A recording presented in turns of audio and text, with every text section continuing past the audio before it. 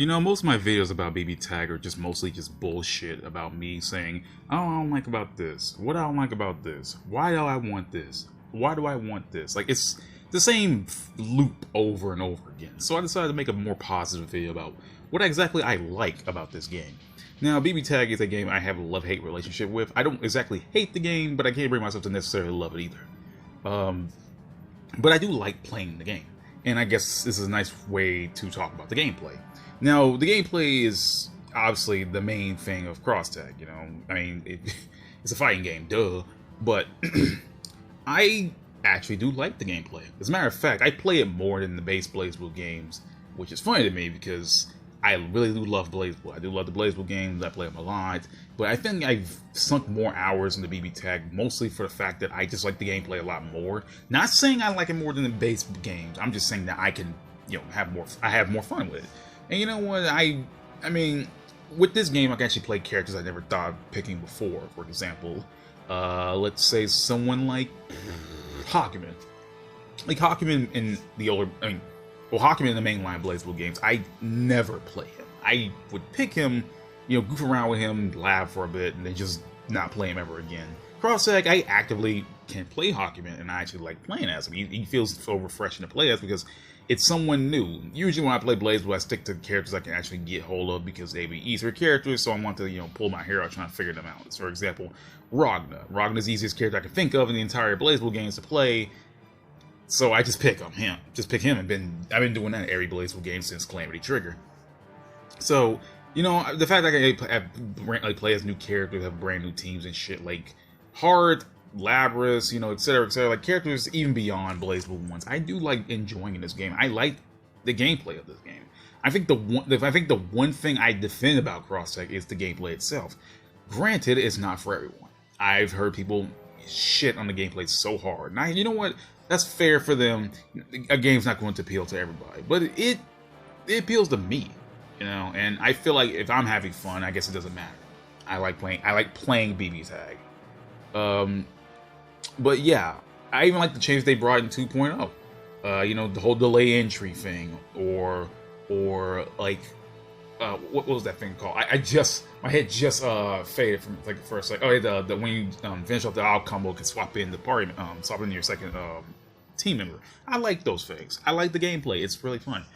I'm not really a tag fighter person. I do play tag fighting games, but like I'm not that much of a tag fighter person. But I think BBTAG is the only one I really put a lot of serious time into. Like, I mean, you got games like Dragon Ball FighterZ and Marvel vs. Capcom 3 and Marvel vs. Capcom 2, blah blah blah blah blah blah. But yeah, BBTAG is the one I put the most time in regards to tag fighters. So another thing I like about this game is the crossover aspect.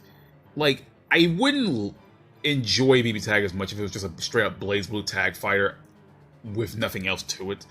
But I do like Cross-Tag, and I just like to see all these wacky characters, you know, just doing things. You know what I mean? Like, I would have never imagined years ago that, oh man, did you know that Under Night crossed over with BlazBlue, who crossed over with Arcana Heart, who crossed over with Senran Kagura, who crossed over with Akatsuki BlizzCon, who crossed over with Persona, you see what I mean here, with Ruby. Yeah, you see what I mean here. I remember just seeing the very first teaser trailer way back in EVO, like EVO 2017.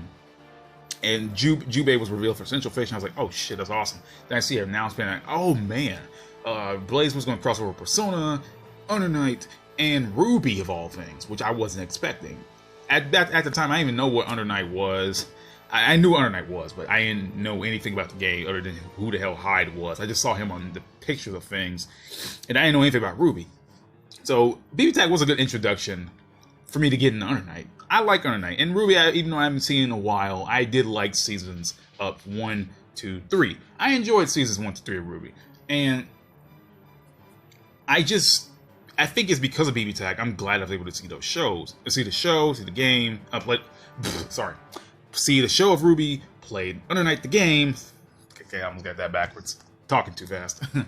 But yeah, I do like that. I mean, if it wasn't for Cross-Tag, I wouldn't have gotten Under Night in the first place, honestly. I probably wouldn't have, you know, got out and done that.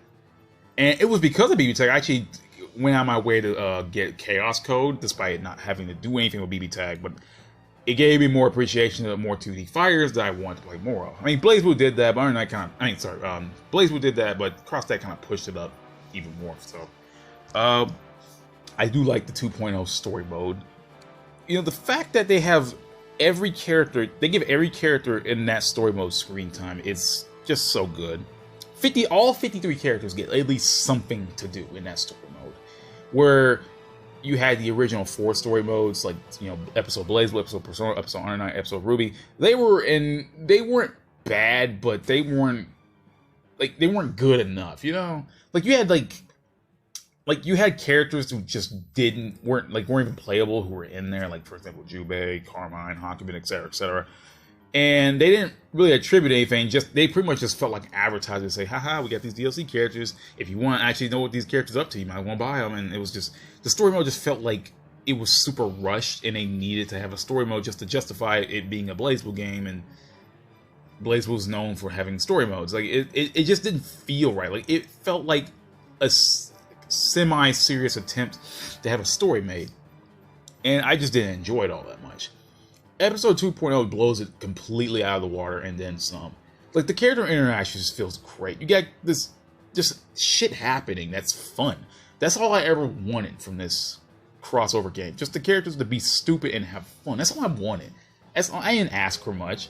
I mean, I wanted some silly interactions and being silly and stupid and shit. Like, 2.0 has, like, Naruto as to be the main character, and he's going around dealing with this shit that, like, collecting stamps. It's something as simple as collecting stamps. He can't even get that correctly done because this dumb shit keeps happening around him. And I like that. It gave Naruto more character that we didn't get to see much of in the base BlazBlue games. And I did enjoy that. Plus, you know, now Naruto himself being transferred from a light novel to a video game with not much characterization in that video game, it's good to see him get somewhere, you know, in CrossTag. Especially that the game's dubbed. Thank God. Another thing I like about this game, the dub. Like, after Central Fiction severely disappointed me with the dub, and I just, it was a sore moment, man. But, like, CrossTag having a dub was, like, a godsend. And I'm glad that every character got dubbed, you know, with the exception of dumb character choices like Blitz Tank, because, of course, why would he be dubbed? And Neo's technically is dubbed, because Casey Lee Williams, the singer of these Ruby songs, dubs her, and she also has a Japanese voice actress that does her laughs and stuff like that. So technically, Neo is dubbed. She has a voice. It's just funny to me. But I'm so glad, and the choices they chose for all these characters are really good too. You know, I like, my wildest dream, I never thought I'd hear Ian Sinclair as Gordo, or Kyle McCarley as Hyde, or let's say Kaiji Tang as Akatsuki.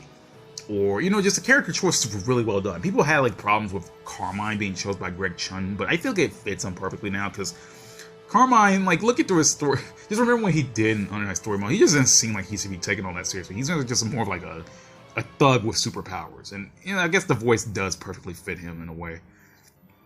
But yeah, I'm glad this game got a dub. I mean, it doesn't change everything about Central Fiction not getting a dub, but I think I should just stop whining about that years ago.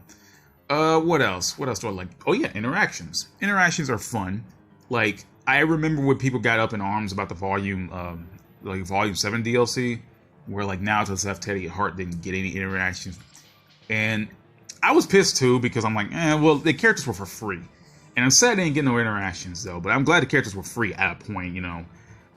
But there was, like, that thing where they had, like, 2.0 coming out. It made me think, oh, well, 2.0 is coming out. It's going to do a bunch of balance changes. It's going to change up a lot of stuff. You know, a bunch of things are going to happen. And I'm like, okay, I feel like these characters don't have really any interactions and whatnot, because they're holding them back for 2.0. Because there was, like, a 7-month gap between, you know, the 1.5 patch and obviously the original 1.0 patch. And I felt like they were holding everything back for when 2.0 came out. I was like, oh, okay. Funny enough, it's almost been a year since... Literally, next month will be a year since 2.0 has been announced. So, you know, just remember that. Holy shit. But, yeah. I like these interactions. Like, they bring these characters to life. And it just... Like, and I'm glad in 2.0 they added like subtitles, because people in Japanese can finally see what these people are saying. That was my main one of my main criticisms about Central Fiction. They didn't have quotes or like lines of dialogue for anything. Like they didn't have like lines like, oh well, maybe you should like if Ragna's saying, oh, I'm gonna take you down, Terry, you should have put that below on the screen so I'll know what he's saying, especially when you have no dub. And I don't know. I'm just like I literally do not care about Central Fiction voices. I kind of like just like put the music over the voices, because like what do I gain out of that? I can't see no interactions. I had to go through a YouTube video just to figure out what the characters are saying. I don't speak Japanese and I don't read Japanese. I can speak and read a little, but I'm not enough to know what everyone's saying half the time. But yeah, that's that. Interactions, it's pretty fun. Like you get some wacky ones too. Now there are some interactions I wish that were in the game, but I mean, hell, it's good with what we got. I like the little chibi avatars. I'm glad they added the little colors for them too, because like it makes them look a lot more customizable, I guess. I mean, I hope Arxis doesn't keep doing these chibi avatars, man. Like they were good for Guilty Gear and okay for Grand Blue, but if they're gonna do this for every game, I'm kind of like it's not gonna be fun anymore, you know. And they tried to change it up in Strive, and that didn't work. People get ragged on Strives, like holy shit. But yeah, that's that. I do like there's a bunch of things I like about this game. I really do. And I don't want to be on here for hours and hours just talking about, whoa, look about this game, whoa, look at this game, look about this game. I just wanted to get like some thoughts out of my way. I guess like I do, like as I said before, I do like the crossover aspect. I forgot to mention more about this, but I'm just glad like the series I really wanted to see crossed over got in here, like Arcana Heart.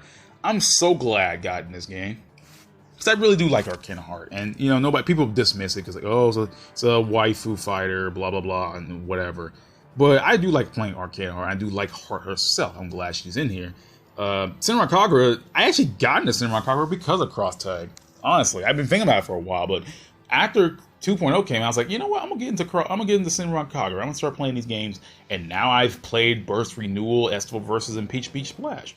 So yeah, it's because of Cross Tag alone I got into Ruby. I've played Under Night, and I've owned a couple of Senran Kagura games. So yeah, I think I like to thank BBTAG for helping me get into franchises I was not expecting to get into.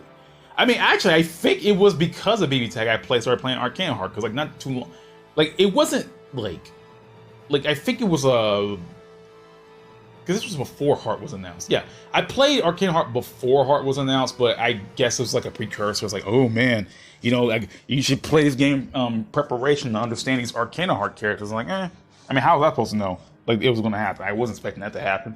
Like about a year or so later. I think I got those games in 2017. I think I got EXE Latest and Arcana Heart 3 Love Max. I think it was like not too long after BBTAG came out. So yeah, thanks Tag.